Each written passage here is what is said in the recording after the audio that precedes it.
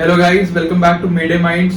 We hope जो हमने पहले चैप्टर पढ़ा है वो सब आपको समझ आए होंगे। कोई भी डाउट है तो आपको बताइए आप कमेंट सेक्शन या आप हमें इंस्टाग्राम पे मैसेज करके पूछ सकते हो। तो हम पढ़ रहे हैं अपने 7th चैप्टर जो कि है विजिबिलिटी एंड फॉग। बहुत ही छोटा सा चैप्टर है, इसे भी हम बहुत जल्दी कवर कर लेंगे। तो चलिए इधर स्टार्ट करते हैं। तो हम स्टार्ट करते हैं व्हाट इज विजिबिलिटी। तो विजिबिलिटी क्या होता है सबको पता है। Greatest distance up to which a prominent object can be seen by naked eye. मतलब हम एक ऑब्जेक्ट को कितनी दूरी से देख सकते हैं उसे हम कहते हैं विजिबिलिटी। कि कितनी डिस्टेंस तक वो हमें विजिबल है वो हमारी विजिबिलिटी है। एंड विजिबिलिटी रिपोर्टेड जो हमारी मेटार रिपोर्ट्स आती है, जो वेदर रिपोर्ट्स आती है, उसमें हमारी विजिबिलिटी कैसे रिपोर्ट होती है। Basically reported by met office is lowest horizontal visibility at an airfield. जो हमारी इसमें विजिबिलिटी लिख के आती है वो हमारी हॉरिजॉन्टल विजिबिलिटी होती है कि हमें हॉरिजॉन्टली कितना दिख रहा है। फिर जो स्लांट एंड वर्टिकल विजिबिलिटी होती है, it is reported by the aircraft in air. जो भी उस एयरड्रोम की विसिनिटी में जो भी एयरक्राफ्ट उड़ रहा है वो रिपोर्ट करता है कि आपकी स्लांट या वर्टिकल विजिबिलिटी कितनी है। अब देखते हैं ड्यूरिंग डे हम कैसे जज करते हैं कि हमारी विजिबिलिटी कितनी है। Runway marking object at a pre measured distance. मतलब आप खड़े हो एंड आप सेंटर लाइन पे और आप देख रहे हो कि आपको कहाँ तक विजिबल दिख रहा है।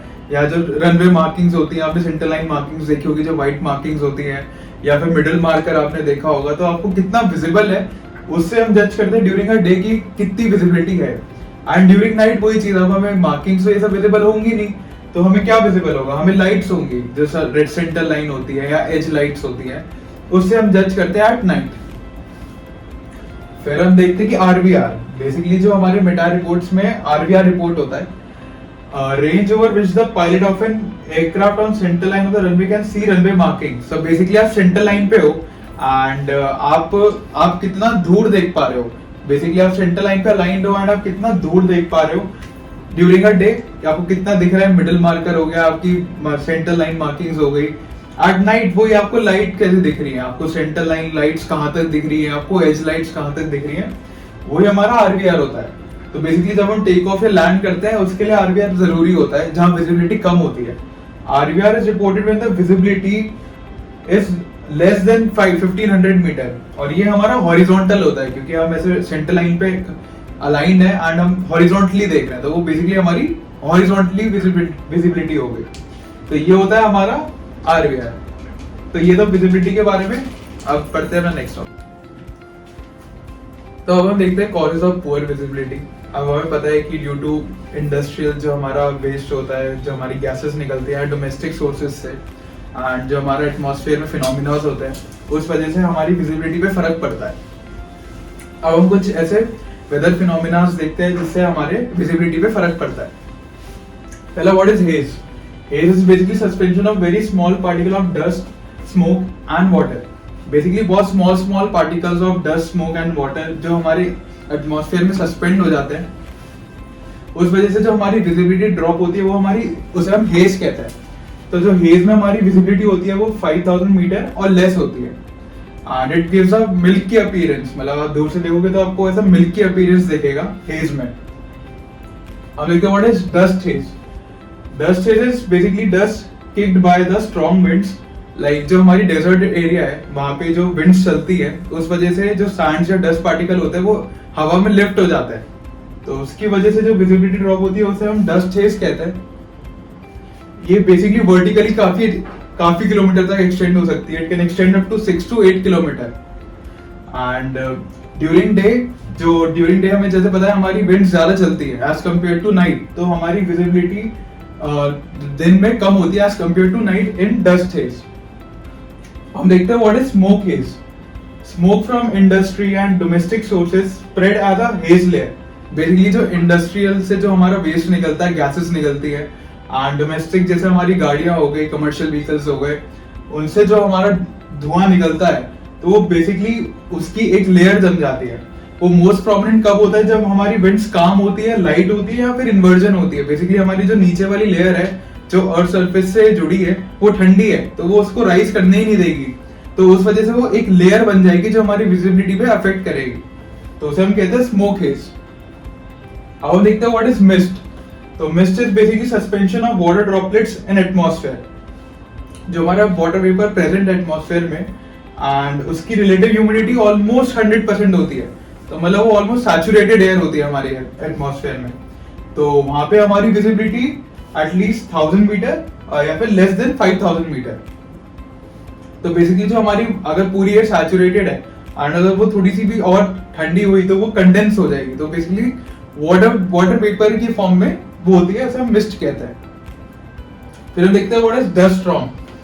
It is followed by rain, visibility improves. Basically जब हमारी स्ट्रॉन्ग विंड्स चलती है तो जो हमारी लाइक हमें पता है कि हमारे इंडिया में कितनी डस्ट एंड सैंड है, तो जिस विंड्स की वजह से वो लिफ्ट हो जाती है, स्ट्रॉन्ग विंड्स की वजह से, उसे हम कहते हैं डस्ट स्टॉर्म। एंड हमें ये चीज भी पता है अगर बारिश हो जाती है तो हमारी बिल्कुल हमारा एटमॉस्फेयर साफ हो जाता है, बिकॉज जो हमारी बारिश है वो उसको जो हमारे एटमॉस्फेयर में जो भी डस्ट पार्टिकल है उसे ऑब्जर्व करके नीचे फिर से जमीन पे ला देती है, तो वो होता है हमारा डस्ट स्टॉर्म। इसमें हमारी विजिबिलिटी 5000 मीटर और लेस होती है। तो ये थे कुछ फिनोमिनास। अब हम कुछ और फिनोमिनास हैं उसके बारे में भी पढ़ते हैं। तो अब हम देखते हैं व्हाट इज फॉग। फॉग आप सब लोगों ने देखा होगा, विंटर्स में बनता है अर्ली मॉर्निंग या फिर मिडनाइट। अब देखते हैं ये होता क्या है।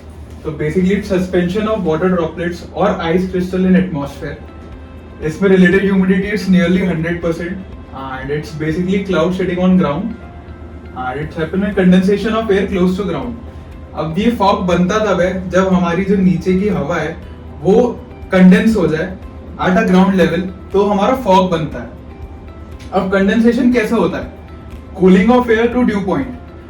ठंडी में क्या होता है कि हमारी अर्थ सरफेस ठंडी होती है एंड वैसी जो हमारी लेयर्स के पास अर्थ सरफेस के पास जो हवा है वो भी ठंडी है, तो बेसिकली वो ऑलरेडी ड्यू पॉइंट के पास ही होती है एंड जैसे ही टेम्परेचर और कम हुआ तो वो चीज ड्यू पॉइंट से और कम हुई, तो हमारा उसके बाद हमारा क्या होता है, हमारा क्लाउड फॉर्मेशन होता है। तभी इसमें लिखा है कि it's basically a cloud sitting on ground. और दूसरा तरीका क्या होता है कि अगर हमारी एयर है, अगर हम उसे मॉइस्चर दे दें एंड वो सैचुरेट हो जाए तो भी हमारा कंडेंसेशन होता है। इसमें हमारी विजिबिलिटी लेस देन 1000 मीटर होती है। तो ये था बेसिकली पूरा फॉग। अब हम देखते हैं व्हाट इज स्मोक। तो it's a fog plus smoke, it's give a hazy appearance and इसमें हमारी विजिबिलिटी बहुत ही ज्यादा पुअर होती है। बेसिकली स्मोक होता क्या है? It's a mixture of harmful gases, जो भी इंडस्ट्रियल से निकलता है या डोमेस्टिक वेस्ट होता है, जो भी it's a mixture of harmful gases. तो बेसिकली फॉग प्लस स्मोक, इसमें विजिबिलिटी बहुत ही ज्यादा पुअर होती है and it's also a health hazard, क्योंकि हमें पता है कि अगर हम स्मोक इनहेल करते हैं तो वो हमारी हेल्थ के लिए कितना बुरा होता है। अब हम देखते हैं what is sea spray. Salt spread for condensation of H2O। Salt can get accumulated on windshield of a low flying aircraft. तो बेसिकली हमें पता है हमारे सी ओशन में सॉल्ट होता है एंड जैसे वो इवेपोरेट होता है तो सॉल्ट के पार्टिकल्स ऊपर आ जाता है लेट्स के। तो एंड जैसे मान लो कोई विंड आई, विंड की वजह से वो आगे गए एंड हमारे सॉल्ट की टेंडेंसी क्या होती है कि वो वाटर अपनी तरफ अट्रैक्ट करता है। तो बेसिकली अगर हमारा एयरक्राफ्ट लो लेवल पे फ्लाई कर रहा है तो उसकी विंडशील्ड पे सॉल्ट की एक लेयर जम जाती है जिसको निकालना बहुत ही ज्यादा मुश्किल होता है। फिर हम देखते हैं यूज फॉर आर्टिफिशियल रेनिंग। हमें पता है कि सॉल्ट की टेंडेंसी क्या होती है, वो बेसिकली वाटर को अट्रैक्ट करता है एंड वही चीज हमने पढ़ी थी कि अगर वो अट्रैक्ट कर रहा है तो बेसिकली मॉइस्चर ला रहा है। तो अगर कंडेंसेशन के लिए हम क्या करते हैं, फीडिंग मॉइस्चर टू सैचुरेटेड, वही सॉल्ट का काम भी वही है। अब देखते हैं what is volcanic ash. solid matter emerges suspended in air, dangerous to aircraft engine। तो बेसिकली जहाँ पे वोल्केनिक एक्टिविटीज होती है, इरप्शन होता है, वहाँ पे गैसेस निकलती हैं एंड सॉलिड मैटर्स भी होते हैं उसमें, जो वर्टिकली कई किलोमीटर तक ट्रैवल कर सकते हैं। तो अगर वो हमारे इंजन में चले जाए तो वो हमारे इंजन को डैमेज कर सकता है। तो बेसिकली हम ट्राई करते हैं कि उसके आसपास या उसके ऊपर से बिल्कुल भी फ्लाई ना करें और उसमें हमारी विजिबिलिटी ऑलमोस्ट नील हो जाती है। अब देखते हैं प्रेसिपिटेशन कि बारिश से क्या फर्क पड़ता है। तो basically depends on the drop size. जितनी ज्यादा ड्रॉप का साइज होगा उतनी कम हमारी विजिबिलिटी होगी। शावर या हेवी रेन है तो उसमें हमारी visibility is less than 1000 metre and अगर ड्रिजल है, पतली पतली बूंद है, तो उसमें हमारी visibility up to 3 kilometre and अगर स्नोफॉल है तो उसमें हमारी विजिबिलिटी लेस देन 1000 मीटर। तो ये थे पूरे वेदर फिनोमिना जिससे हमारी विजिबिलिटी पे फर्क पड़ता है। अब हमने ये चीज देख ली कि वेदर फिनोमिना जो भी हमने अभी पढ़े उससे हमारी विजिबिलिटी पे क्या फर्क पड़ता है। अब हम देखते हैं जितने भी फिनोमिना से उससे हमारी वर्टिकल या स्लांट विजिबिलिटी पे क्या फर्क पड़ता है। तो बेसिकली इसमें लिखा है हेज या फॉग जो भी हमारे फिनोमिना है that's give a poor slant visibility but a good vertical visibility.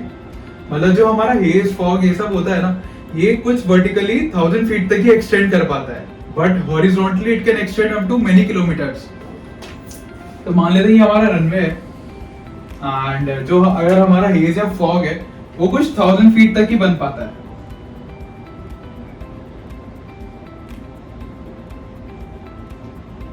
But वो हॉरिजॉन्टली वो काफी किलोमीटर तक एक्सटेंड कर सकता है। अब हम इस चीज से समझते हैं कि पुअर स्लांट विजिबिलिटी। एंड अगर आपका एयरक्राफ्ट यहाँ पे कहीं फ्लाई कर रहा है ना, and you want to see a runway, तो यहाँ पे बहुत सारा ऑब्स्ट्रक्शन है उसके लिए, उसे ये इतने पास यू नो बहुत ही ज्यादा डेंस होता है, तो उसकी स्लांट विजिबिलिटी बहुत ज्यादा गिर जाती है।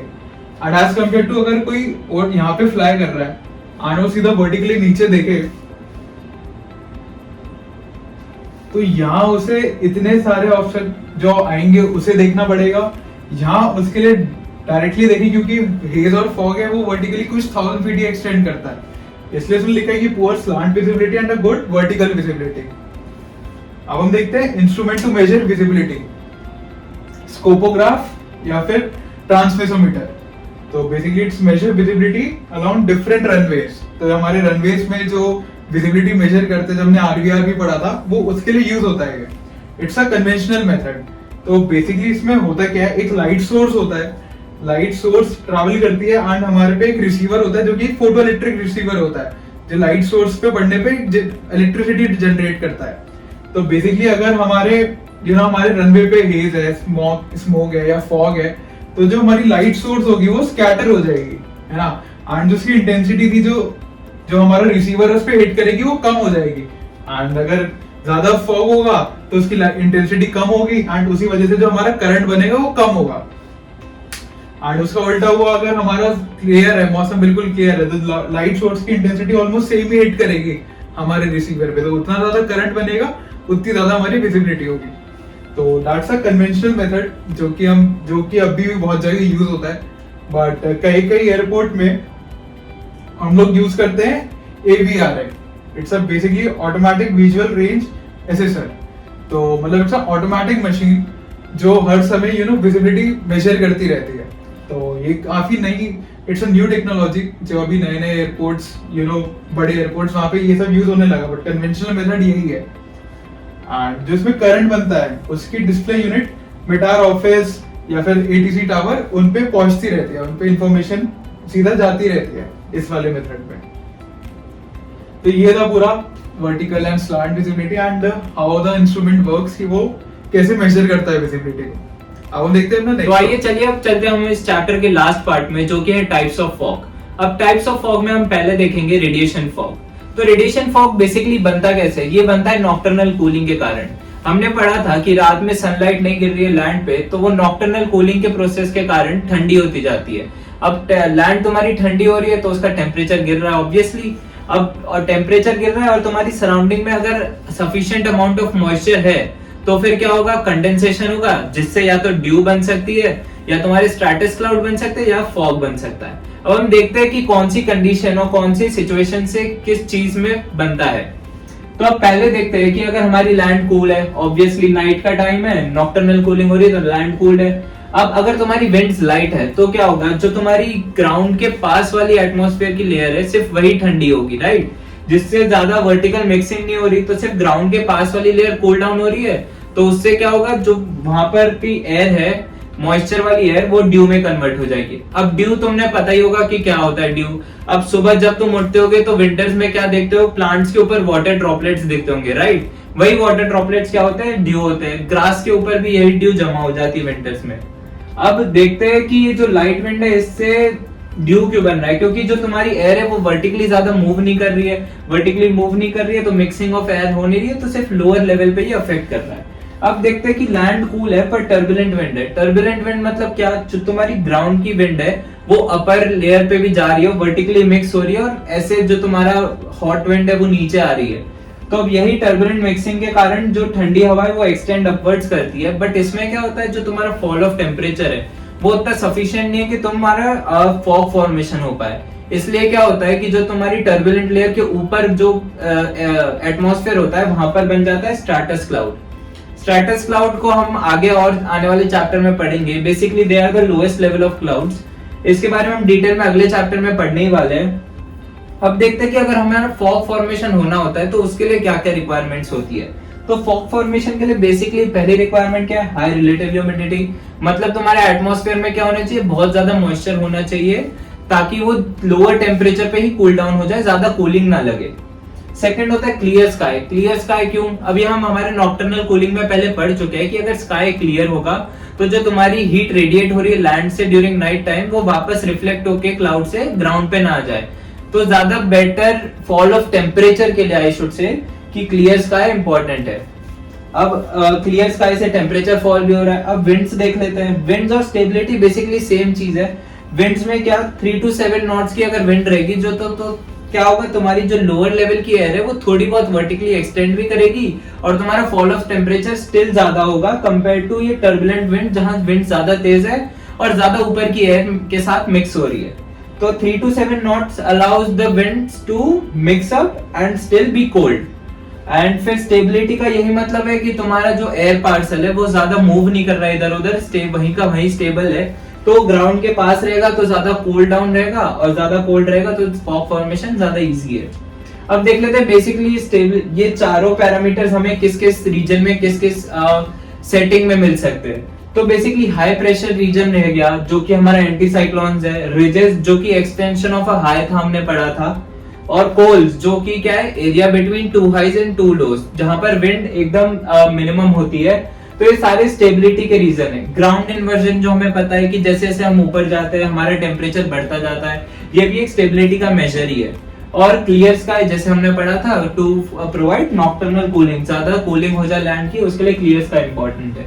तो बेसिकली रेडिएशन फॉग बनाने के लिए सारे पैरामीटर्स इंपॉर्टेंट है। अब हम आगे देखते हैं और इसमें क्या है। तो आइए चलिए अब देखते हैं कि रेडिएशन फॉग्स इन इंडिया कहाँ कहाँ बनता है। तो रेडिएशन फॉग इन इंडिया हमारा north west India, UP, Bihar, Jharkhand, Chhattisgarh, Bengal, Assam, ये सब जगहों पे रेडिएशन फॉग देखने मिलता है। अब देखते हैं कि वर्टिकल एक्सटेंशन मतलब हमारा रेडिएशन फॉग कितना थिक हो सकता है। हमारा radiation fog few hundred feet से लेके 1500 फीट जितना थिक हो सकता है और मैक्स टू मैक्स वो 1 किलोमीटर जितना थिक भी हो सकता है। 1 किलोमीटर मतलब कितना हो गया तुम्हारा 3280 फीट। ये हमारे वर्टिकल एक्सटेंशन रेडिएशन फॉग का। अब प्रेशर सिस्टम मतलब कि हमने पहले ही पढ़ा था कि स्टेबिलिटी ज्यादा प्रेफर करता है रेडिएशन फॉग। तो हाई प्रेशर एरिया या फिर कोल्ड प्रेशर सिस्टम हो गया तो ये तुम्हारा रेडिएशन फॉग को प्रमोट करेगा। और लो प्रेशर ग्रेडियंट मतलब क्या, तुम्हारा rate of fall of pressure थोड़ा कम हो ताकि ज्यादा जल्दी अगर rate of fall of pressure हो तो तुम्हारी विंड स्ट्रांग हो जाएगी। ठीक है। अब डेसिपिटेशन कब होता है कि हमारा हमने पढ़ा था कि नॉक्टर्नल कूलिंग जो चलती है वो क्या तक चलती है, सनराइज के 20-30 मिनट्स तक हमारा मिनिमम टेम्परेचर आता है हमारे ग्राउंड का। तो आफ्टर सनराइज तक हमारा जो फॉग फॉर्मेशन है वो होता रहता है। या तो फॉग अगर पहले से है तो वो और थिक हो जाएगा आफ्टर सनराइज, या फिर अगर फॉग नहीं है तो फॉर्म हो जाएगा आफ्टर सनराइज। तो रेडिएशन फॉग बेसिकली डिसिपेट कब होता है, 2-3 आवर्स आफ्टर सनराइज जब सन की हीटिंग हमारी लैंड को कूल करने लगती है instead of land cooling itself. अब उसके बाद ये हो गया हमारा सब रेडिएशन फॉग के बारे में। अब हम आगे बढ़ते हैं और देखते हैं एडवेक्शन फॉग। एडवेक्शन फॉग मतलब बेसिकली कब बनता है, जब तुम्हारी कहीं से वार्म और मॉइस्ट एयर आके कोई एक ठंडे लैंड या वाटर कोई भी एक उसके सरफेस के ऊपर आ रही है तो हमारा एडवेक्शन फॉग बन जाता है। तो बेसिकली देख लो कि हमारी सारी कंडीशन सैटिस्फाई हो रही है। मॉइस्ट एयर मतलब रिलेटिव ह्यूमिडिटी हाई है, तुम्हारी वार्म एयर एक जगह से दूसरी जगह लेके जा रही है, और जो तुम्हारी सरफेस है लैंड या सी उसका टेम्परेचर अगर ड्यू पॉइंट से कम है तो हमारा एडवेक्शन फॉग बनता है। मतलब मॉइस्ट एयर और टेम्परेचर बिलो ड्यू पॉइंट तो हमारा फॉग बन गया। अब देखते हैं एडवेक्शन फॉग कहाँ कहाँ मिलता है। तो कोस्टल फॉग जो होता है वो बंगाल और उड़ीसा और बंगाल में बेसिकली एडवेक्शन फॉग और रेडिएशन फॉग दोनों देखने मिलता है।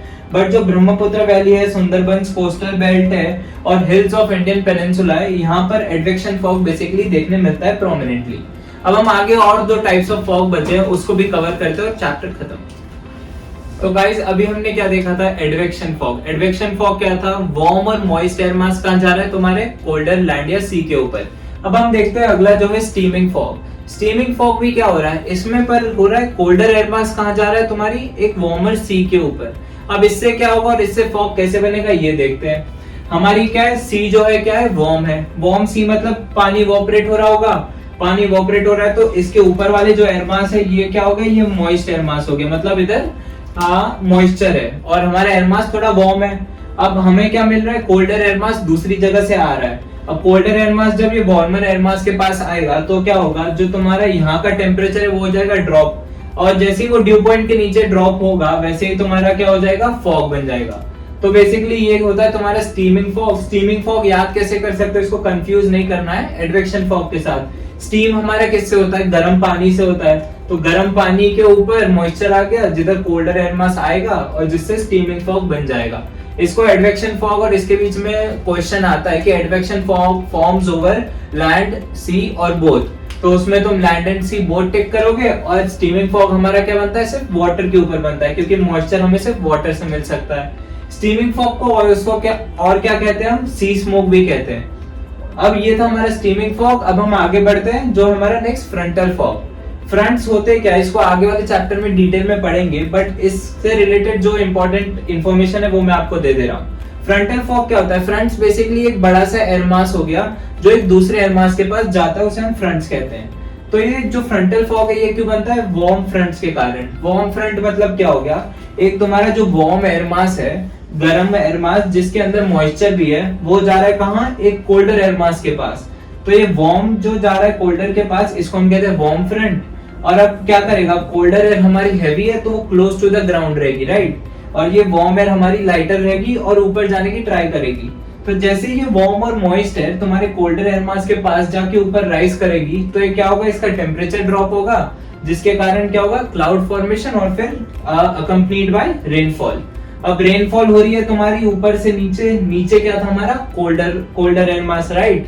तो कोल्डर एयर मास का क्या है, टेम्परेचर ज्यादा है, अरे सॉरी करेक्शन, टेम्परेचर कम है, और हमारी ऊपर से रेन गिर रही है जो हमें क्या प्रोवाइड कर रही है, मॉइस्चर।